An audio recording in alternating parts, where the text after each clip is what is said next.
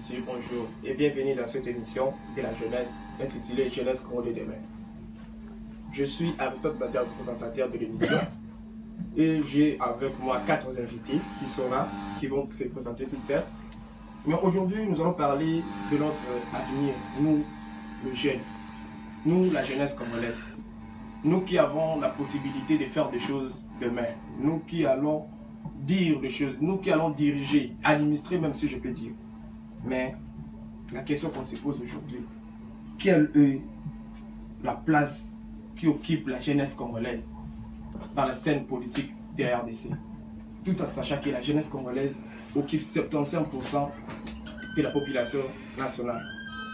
Mon frère à ma gauche, M. Eli, est-ce que tu peux te présenter et nous dire quelle place occupe cette jeunesse-là? Merci, je suis Eli Moumaï. La place qu'occupe la jeunesse dans la scène politique est que, autant de nous voyons à l'époque, il y avait, dans notre génération, oui, nous avons plus de jeunes qui évoluent et qui font aussi des exploits. Tels que nous avons dans le domaine, parmi les nouveaux ministres qu'on vient à peine de nommer, à l'instar de Patrick Mouyaya. Oui. C'est un jeune qui a apporté de l'innovation en ce qui concerne le décor de la radio-télévision nationale. Donc, les jeunes aussi peuvent apporter de l'innovation? Bien sûr. Quand vous dites que les jeunes peuvent apporter de l'innovation? Ils pensent que les jeunes n'ont pas assez d'expérience. Alors que si ils circulent un peu partout, dans les institutions, ils verront que la plupart des innovations que les institutions a connues viennent de la jeunesse. Donc la jeunesse aussi est importante. C'est très important. Puisque c'est pendant la jeunesse qu'on a encore cette capacité-là à créer. On a encore une fraîche créativité. Donc sans la jeunesse, il n'y a pas vraiment un avenir meilleur pour les pays. Aussi longtemps qu'on laisse les vieux, quand les vieux partiront, puisqu'ils n'avaient pas donné de la chance aux jeunes, la scène politique n'aura pas à ceux des remplaçants qui seront aptes. Pourquoi? Parce qu'on ne leur avait pas donné assez de confiance et assez d'opportunités. Ok, ma soeur, je pense que toi aussi, tu partages cet avis ou comment? Quelle est la place de la jeunesse? Jusque-là, moi je trouve que la jeunesse n'a que 30% de sa participation à la scène politique. Pourquoi? C'est parce que jusqu'à présent, il n'y a que peu de jeunes qui occupent de hautes fonctions. Il n'y a que peu de jeunes qui sont nommés. La grande partie, ce sont toutes ces personnes-là qui ont toujours été là, qui sont là et qui demeurent toujours là. Il y a des époques, il y a des années, il y a toujours tous ces noms-là qui ont été cités dans le passé. Mais ce sont toujours ces mêmes-là qui sont cités. Et ils disent que non, la jeunesse, vous ne nous intéressez pas. Et comment vous voulez qu'ils vous laissent quelque chose que vous ne nous intéressez pas? Est-ce qu'ils sont venus auprès de la jeunesse et la jeunesse c'est forte? Le problème est qu'on ne laisse pas la place à la jeunesse de montrer ce qu'ils ont comme force.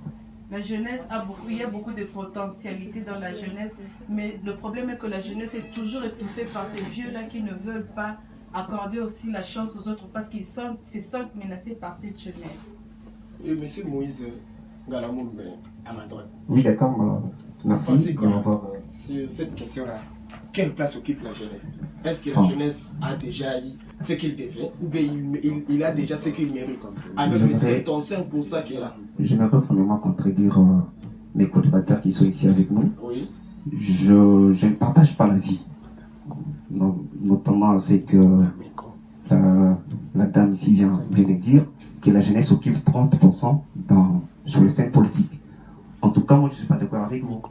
Pourquoi? Parce que si nous faisons un constat aujourd'hui, ou soit un parcours dans les milieux universitaires, il y a des jeunes étudiants qui ne sont un étudiant qui est en G3, qui est licencié, qui n'arrive pas à t'exprimer en français une minute. Donc, les jeunes aussi ont l'air par des choses. C'est ce que vous êtes en train de dire. Je suis en train de dire que les jeunes ne sont pas compétents. Donc, ils ne sont pas compétents. Donc vous validez aussi le fait que les vieux disent que non, les jeunes ne sont pas compétents. Si, il y a des jeunes aujourd'hui qui sont dans les Ganda, il y a des jeunes qui sont derrière je peux dire dans les stades suivants.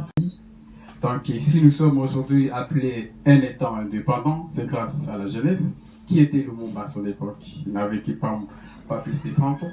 Ce n'est-ce pas qu'il avait la compétence? N'est-ce pas qu'il était jeune? Aujourd'hui, nous avons encore le nouveau Premier ministre. Kabila a été président de la République à 29 ans. N'est-ce pas qu'il a géré ce pays pendant 18 ans? Il a laissé les pays dans quel état? Il a laissé les pays qu'il a laissé. Il a fait ce qu'il devait faire. C'est pas gérer, c'est les résultats. Mais quand tu dis que la jeunesse n'est pas compétente, donc je ne trouve pas, ce n'est pas fondé. Si Moïse attendait un pays, monsieur Albert doit continuer d'abord. Il doit continuer d'abord. Oui, mais c'est pas fondé. Ce n'est pas ton idée, n'est pas fondée, monsieur. C'est fondé. Non, c'est non fondé. Vous n'avez pas la parole. Vous n'avez plus la parole, vous n'avez monsieur. plus la parole. Moi, je favorise Albert. Monsieur Albert, continue. Comptez-moi, monsieur. Oui, je On n'a plus la parole. Oui, je suis en train de dire que monsieur l'a tapé à côté. Mais pour vous répondre à votre question, la thématique du jour, quelle est la place que doit occuper la jeunesse face à la politique, moi je dirais que la jeunesse devait occuper la première place. La jeunesse devait occuper la première place. La première place par Comme on a fait en 1960 alors. C'est ce que vous dites. Comme on a fait en 1960, ça faisait Emery Patrice Lumumba, Premier ministre, elle devait occuper cette place-là, selon vous. Comme aujourd'hui, là, il y a M. Sam Konde. À ce moment-là, vous dites que la jeunesse a déjà occupé sa place. Effectivement. Mais alors que sur la scène administrative, il n'y a pas de jeunes. C'est ce que vous dites. Mais bien sûr, comment tu veux que la jeunesse occupe une place sur le plan administratif et pourtant les vieux ne veulent pas laisser le pouvoir aux jeunes? Sous prétexte que les jeunes ne sont pas compétents, les jeunes n'ont pas d'espérance.